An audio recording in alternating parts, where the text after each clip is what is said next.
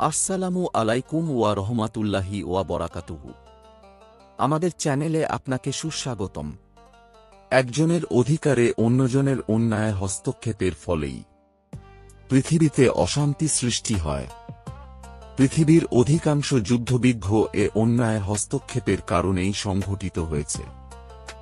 কিন্তু অশান্তি দীর্ঘদিন স্থায়িত্ব লাভ করতে পারে না। কিন্তু অশান্তির শিকার হয় অগণিত মানুষ। এই সম্পর্কেই নিম্নের কাহিনী। অনেক দিন আগের কথা। পাশাপাশি দুটি মুসলিম রাজ্য ছিল। রাজ্য দুটির মধ্যে সখ্যতা বিদ্যমান। তাদের মধ্যে এক রাজ্যের বড় শাহজাদার নাম হারুন, আর ছোট শাহজাদার নাম ইমরান। সে বাদশাহর দ্বিতীয় স্ত্রীর সন্তান। বড় শাহজাদা তার বাবার মতো সৎ ও নিষ্ঠাবান এবং রাজ্যের দায়িত্ব গ্রহণের উপযুক্ত। বাদশাহর ইচ্ছা, তিনি বড় শাহজাদার উপর রাজ্য পরিচালনার ভার অর্পণ করে বাকি জীবনটা আরামায়েশে কাটিয়ে দেবেন। কিন্তু তার সেই ইচ্ছার চরম অন্তরায় হয়ে দাঁড়ালেন তার বেগম। বেগমের ছেলে ইমরানও বেশ বড় হয়েছে। বেগমের ইচ্ছা ইমরানই সিংহাসনের অধিকার লাভ করুক। কিন্তু বেগম জানেন, বাদশাহর কাছে তার ছেলেকে রাজ্যভার অর্পণের কথা জানালে তাতে বাদশাহ সম্মতি পাওয়া যাবে না। তাই এ ব্যাপারে তিনি কিছু কূটকৌশলের আশ্রয় নেওয়ার প্রয়োজন মনে করলেন। বাদশাহ ন্যায়পরায়ণ শাসক। তার রাজ্যে কোথাও কোনো গোলমাল বা গোলযোগ নেই। রাজ্যের সর্বত্রই শান্তি বিরাজিত। এমন একদিনে এক প্রজা বাদশাহর দরবারে এসে অভিযোগ দায়ের করল যে কে একজন তার কন্যাকে অপহরণ করেছে। সে এর উপযুক্ত বিচার চায়। বাদশাহ অভিযোগ শুনে একেবারে বিস্মিত হয়ে গেলেন। এত বড় অনাচার কার দ্বারা সাধিত হল?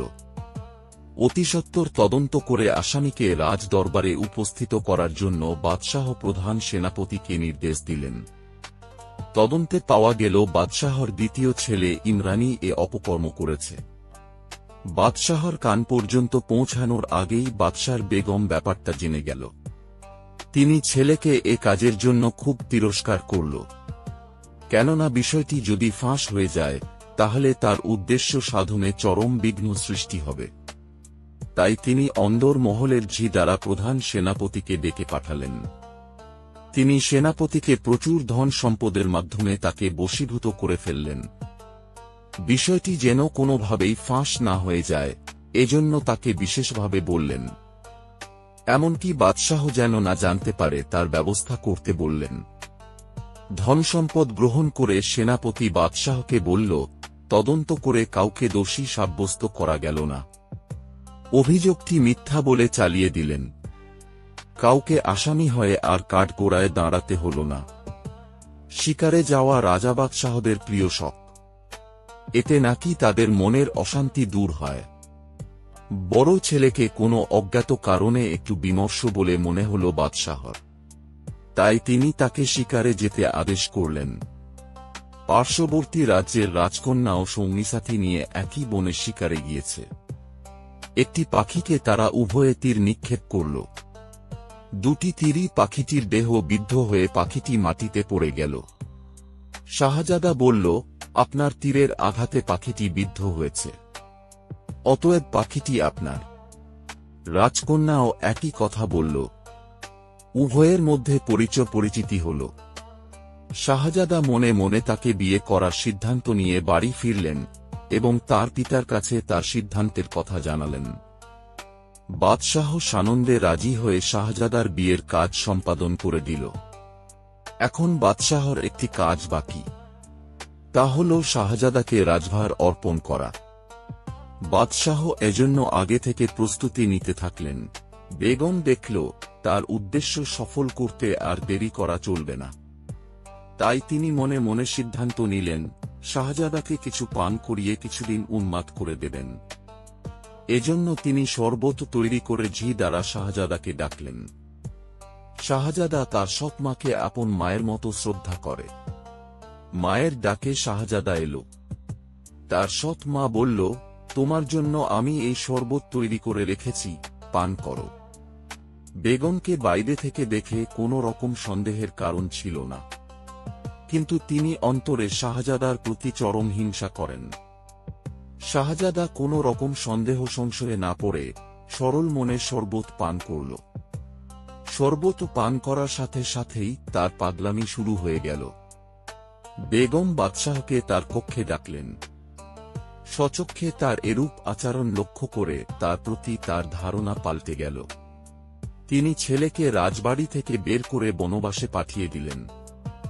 শাহজাদার স্ত্রীও তার স্বামীর সাথে বনবাসে গিয়ে এক লোকের ঘরে আশ্রয় নিল। এরপর বেগম গোপনে প্রধান সেনাপতিকে ডাকলেন। তিনি সেনাপ্রধানকে আরও বেশি পুরস্কার দেওয়ার প্রতিশ্রুতিতে বাদশাকে বন্দী করে কারাগারে পাঠানোর জন্য বললেন। সেনাপ্রধান সেই মতো বাদশাহকে কারাগারে আবদ্ধ করল। বেগম এবার তার ছেলেকে সিংহাসনে বসাল। ইমরান এখন বাদশাহ, সে তার ইচ্ছামতো কাজ করতে লাগল। বাদশাহ হয়েই সে নিত্য নতুন আইন জারি করে প্রজাদের উপর নির্যাতন শুরু করে দিল। ইমরানের কাজকর্ম দেখে বেগম নিজেই তাকে নিষেধ করল, কিন্তু এখন সে বাদশাহ, তাই কারোর কথা কোনো পরোয়া করল না। এমনকি তার মায়ের কথাও সে কোনো পরোয়া করল না। প্রজারা ক্ষিপ্ত হয়ে উঠল। নতুন বাদশাহ সে তার মায়ের মতোই ধূর্ত। সে জানে যে এবার সেনাপতি তার গোপন রহস্য প্রকাশ করে দেবে, তাই সে সেনাপতিকে পুরস্কার প্রদানের জন্য ডাকল।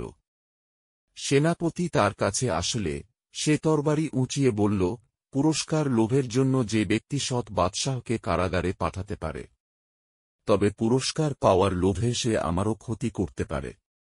এই বলে তাকে হত্যা করল। এদিকে বাদশার বেয়াই সমস্ত সংবাদ অবগত হওয়ার পর প্রথমে সে তার মেয়ে ও জামাইকে নিয়ে তার নিজ প্রাসাদে আনলেন। এরপর তিনি জামাইসহ সামরিক অভিযান পরিচালনা করে বন্দী দশা হতে বাদশাহকে উদ্ধার করলেন। তারপর নতুন বাদশাহ ও বেগমকে বন্দী করা হল। বেগম বুঝলেন এখন তাদের মৃত্যু অবধারিত। তিনি বারবার বলতে লাগলেন, সব অপরাধের জন্য আমিই দায়ী, আমাকে মেরে ফেলুন, আর আমার ছেলে ইমরানকে ছেড়ে দিন, তার কোনো দোষ নেই।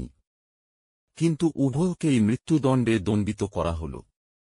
বড় ছেলে হারুন কূট মুক্ত হয়ে সিংহাসনে আরোহণ করলেন। আগের বাদশাহর মতো আবারও রাজ্যে শান্তি ফিরে এল এবং সকলে সুখে শান্তিতে বসবাস করতে লাগল। এখানে আমাদের শিক্ষার বিষয় হল, কুচক্রীদের শেষ পরিণতি সর্বদাই মন্দ হয়। ভিডিওটি যদি ভালো লাগে তাহলে লাইক দিয়ে আমাদেরকে উৎসাহিত করবেন। ধন্যবাদ। আসসালামু আলাইকুম।